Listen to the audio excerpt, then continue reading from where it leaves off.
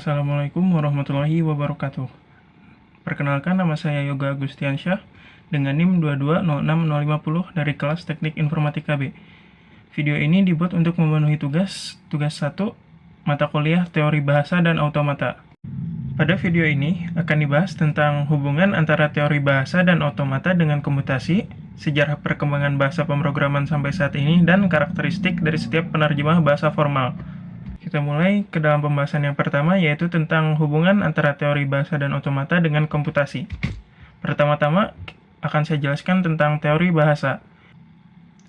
Teori bahasa adalah cabang ilmu yang mempelajari bahasa dalam konteks formal. Bahasa formal sendiri adalah bahasa yang memiliki aturan sintaksis dan semantik yang ketat, seperti bahasa matematika dan bahasa pemrograman.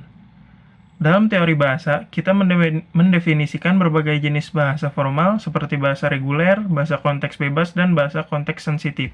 Setiap jenis bahasa memiliki tingkat ekspresivitas yang berbeda-beda.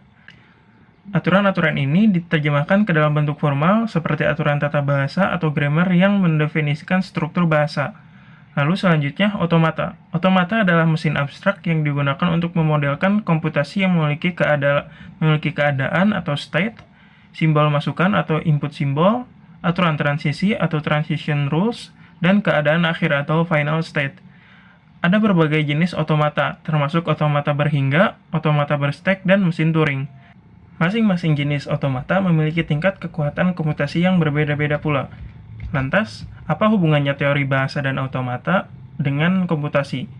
Hubungan antara teori bahasa dan automata sangat erat dan fundamental dalam ilmu komputasi. Hal ini dapat dijelaskan dengan sebagai berikut. Yang pertama, teori bahasa digunakan untuk mendefinisikan bahasa formal seperti bahasa yang dapat diproses oleh komputer. Bahasa formal dinyatakan dalam bentuk tata bahasa atau grammar formal. Otomata digunakan untuk memodelkan mesin komputasi yang dapat memproses bahasa formal ini. Lalu, teori bahasa juga dapat membantu dalam memahami apa yang dapat dikomputasi oleh komputer. Bahasa yang dapat diproses oleh komputer disebut sebagai bahasa computable. Dengan menggunakan teori bahasa dan automata, kita dapat memahami mana yang dapat dijalankan oleh komputer dan mana yang tidak. Lalu, otomata juga digunakan dalam penerjemahan bahasa. Misal, dalam kompilasi bahasa pemrograman, terdapat fase penerjemahan di mana program dalam bahasa tingkat tinggi diterjemahkan menjadi bahasa mesin. Otomata digunakan dalam fase ini untuk penerjemahan kode. Yang terakhir, konsep otomata juga digunakan dalam analisis verifikasi program komputer. Model otomata digunakan untuk menguji sifat-sifat formal dalam program seperti keamanan, ketepatan waktu, dan lainnya. Dengan memahami hubungan ini, para ilmuwan komputer dapat merancang bahasa pemrograman baru, memahami batasan-batasan komputasi, dan mengembangkan algoritma untuk memproses bahasa formal dengan lebih efisien. Bahasa pemrograman yang pertama kali ditemukan adalah bahasa Pleinkalkul yang dirancang oleh Konrad Zuse, seorang insinyur dan pionir komputer asal Jerman antara tahun 1942 dan 1945. Bahasa ini dianggap sebagai bahasa pemrograman tingkat tinggi pertama yang berarti bahwa bahasa ini lebih abstrak dan dapat dibaca oleh manusia daripada kode mesin tingkat rendah. Pleinkalkul ditujukan untuk tujuan teknik seperti memecahkan masalah matematika dan logika. Meskipun Pleinkalkul memiliki potensi yang signifikan, Perang Dunia II dan kurangnya minat dari peneliti lain menghambat implementasinya di komputer saat itu. Sebagai hasilnya, Pleinkalkul tidak diadopsi secara luas hingga tahun 2000-an. Lalu, perkembangan bahasa pemrograman dari generasi ke generasi. Generasi pertama, pada periode ini, bahasa pemrograman masih bersifat primitif dan sulit digunakan. Bahasa pemrograman pertama adalah bahasa mesin yang menggunakan kode biner untuk mengendalikan komputer. Lalu generasi kedua antara tahun 1950-an sampai 1960-an. Pada periode ini, bahasa pemrograman mulai menggunakan simbol-simbol yang lebih mudah dibaca oleh manusia. Bahasa ini dikenal sebagai bahasa assembly, yang menggunakan simbol-simbol untuk mewakili kode mesin. Contohnya bahasa assembly digunakan pada komputer ENIAC. Lalu, generasi selanjutnya antara tahun 1960 dan 1970-an. Perkembangan berlanjut dengan munculnya bahasa pemrograman tingkat tinggi. Bahasa tingkat tinggi menggunakan kata-kata dan frasa untuk mewakili instruksi komputer. Contohnya seperti bahasa Pascal, C, Lisp menjadi populer pada periode ini. Selanjutnya, generasi keempat. Pada periode ini, bahasa pemrograman berorientasi objek mulai muncul.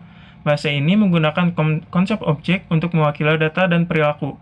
Contoh bahasa pemrograman berorientasi objek yang populer pada saat itu adalah Java, C++, dan Python. Lalu, generasi kelima. Pemrograman terus berkembang dengan munculnya berbagai bahasa yang digunakan secara luas, seperti JavaScript, PHP, dan Ruby. Meskipun beberapa bahasa memiliki karakteristik web-based dan cloud-based, ini lebih berkaitan dengan aplikasi yang dikembangkan di lingkungan web atau cloud daripada sifat intrinsik bahasa pemrograman itu sendiri. Pembahasan selanjutnya adalah mengenai karakteristik dari setiap penerjemah bahasa formal atau translator.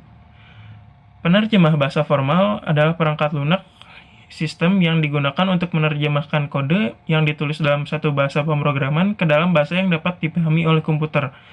Tujuannya adalah mengubah kode sumber yang ditulis oleh seorang pengembang menjadi instruksi-instruksi yang dapat dieksekusi oleh komputer.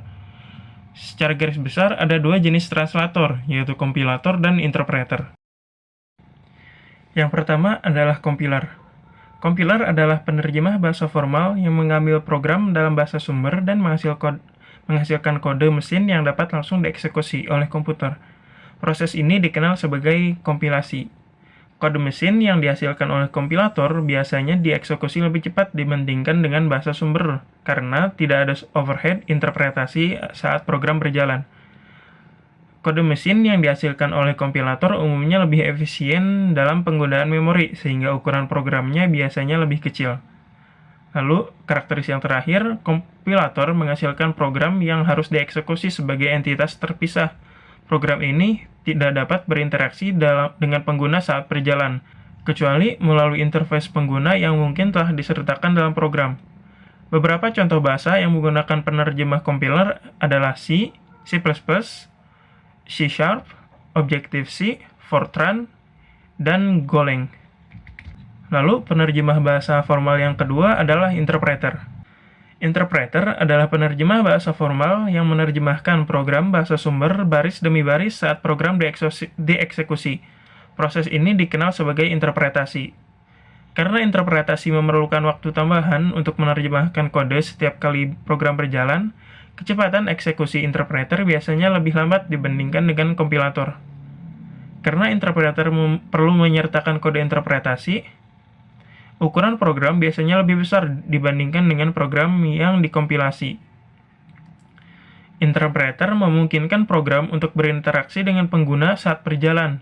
Ini memungkinkan pengguna untuk memberikan input langsung dan melihat hasil eksekusi secara interaktif. Beberapa contoh bahasa yang menggunakan penerjemah interpreter adalah Python, JavaScript, TypeScript, dan Dart. Itulah pembahasan mengenai hubungan antara teori bahasa dan otomata dengan komputasi, sejarah perkembangan bahasa pemrograman, dan karakteristik dari setiap penerjemah bahasa pemrograman. Semoga video ini bermanfaat. Mohon maaf bila banyak kesalahan. Wassalamualaikum warahmatullahi wabarakatuh.